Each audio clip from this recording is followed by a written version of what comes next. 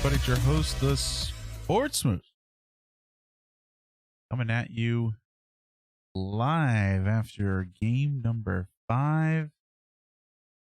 It was a tough loss, Tampa Bay Lightning, but I'd argue to say maybe not the most unexpected loss, especially after the steamrolling we basically Panthers game 4. Still kind of tough to take, and really, I think, kind of like if you're watching live stream, of course we always try to do a live stream for the third period at least. Just hate the way it happened, and the way it happened is Florida got desperate today. They decided to start their goalie sensation of the future. Went 4-0 in the regular season after being called up.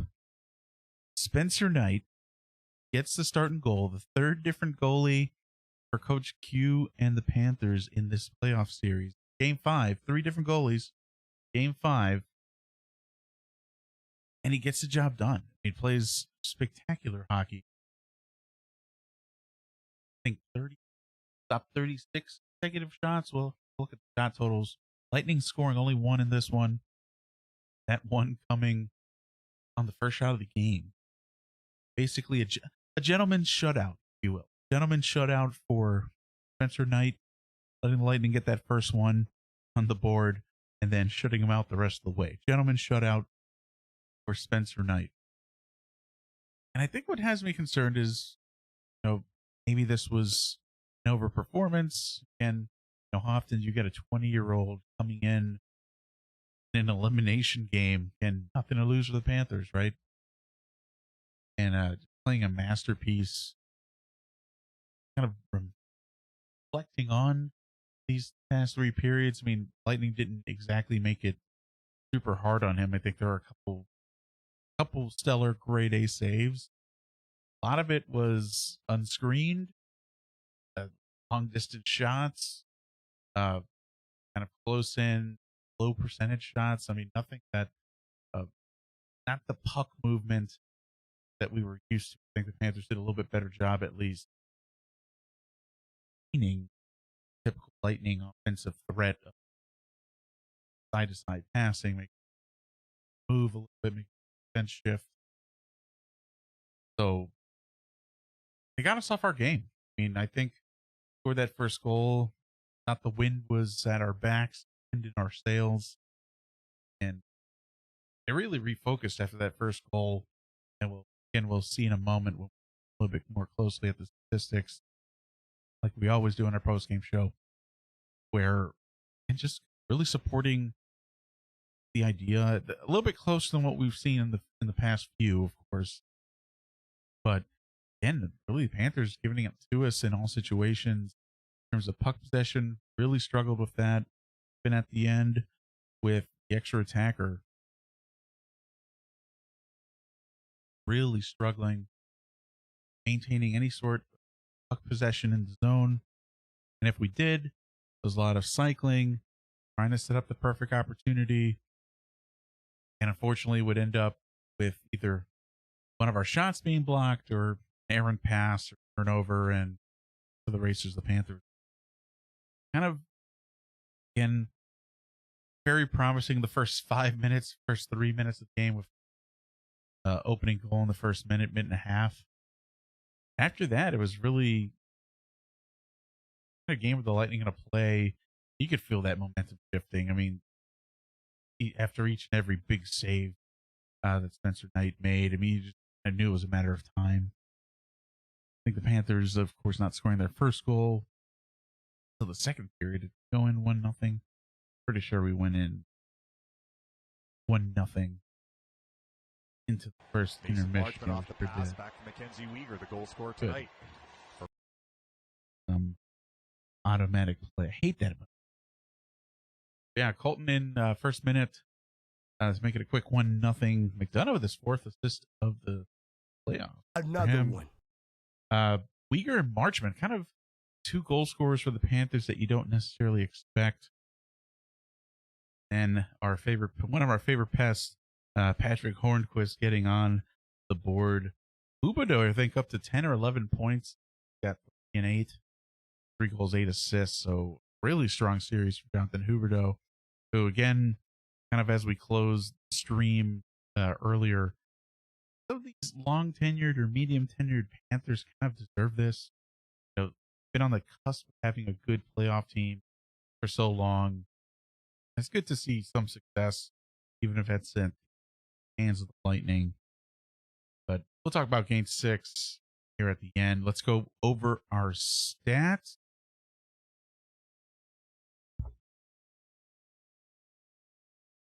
Right. Wrong over. Here we go. Got our usual stats here.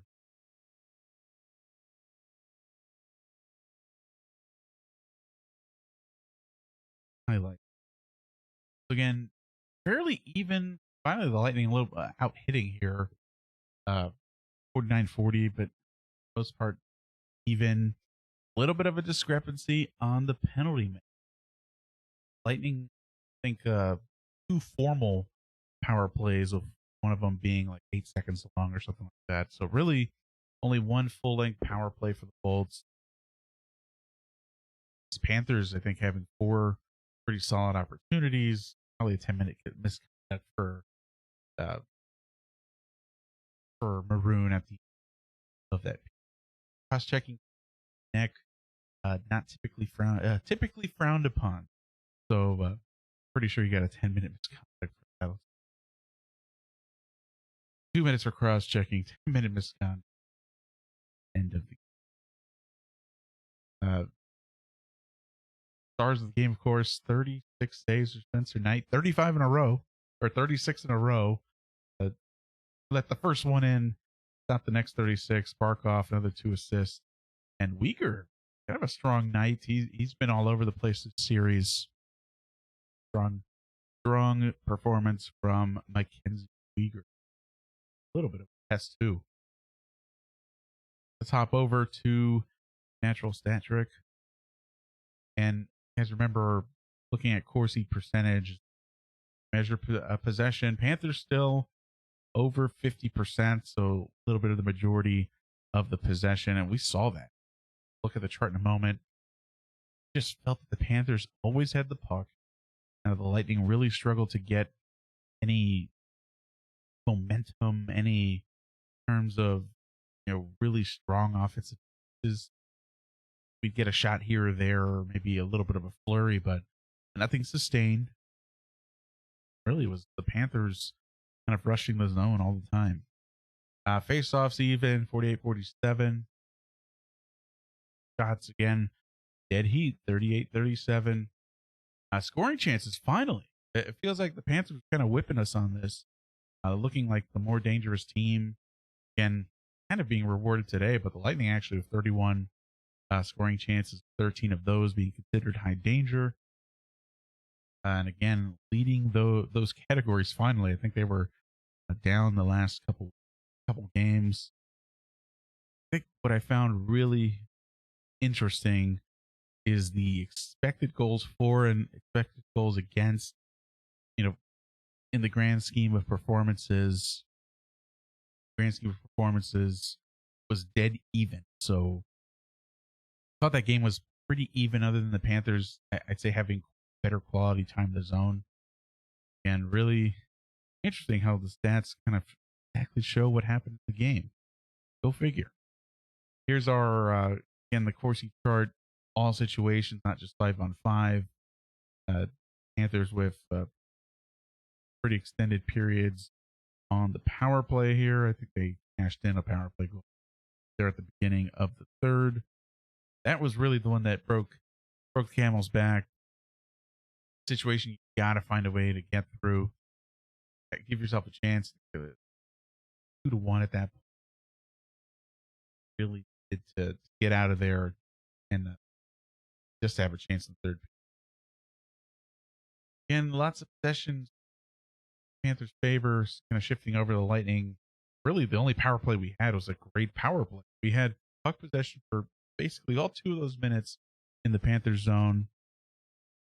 and even a minute after that, because I remember I think that was when kind of had a shot hit the back of Kudus' knee, so he was kind of stuck out there on the power play and hobbling around. It's almost a solid 3 minutes of possession.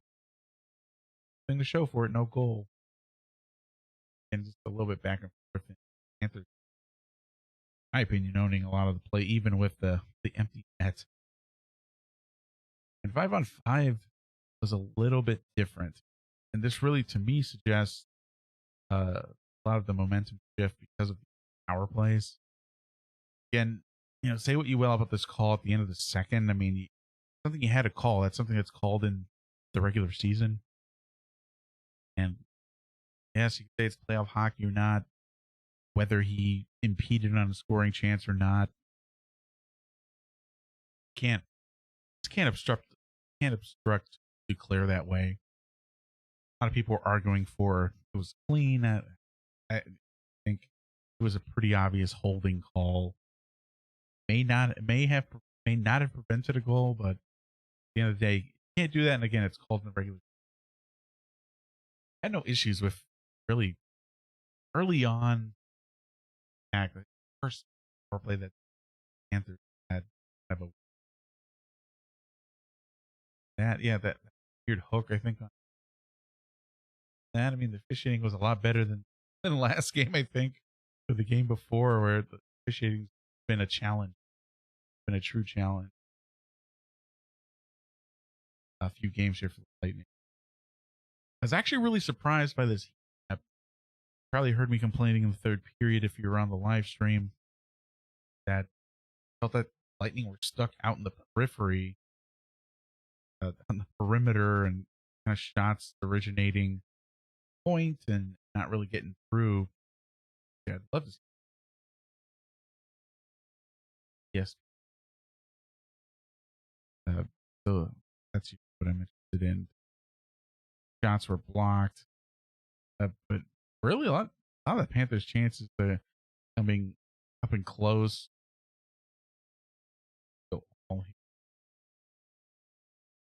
Kind of mid-range shots for the Panthers. Really interesting. They had this one Crisco right here on the rebound.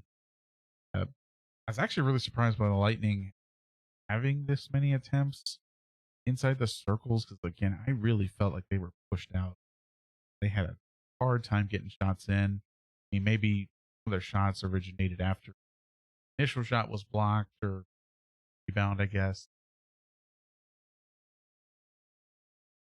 Yeah, I'm really surprised by this. Sorry for the disruption. If I can just really quick, if I find shots blocked, I was really interested in that. I don't know.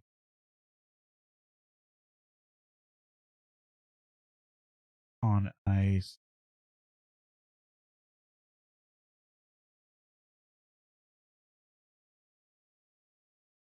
Block shots.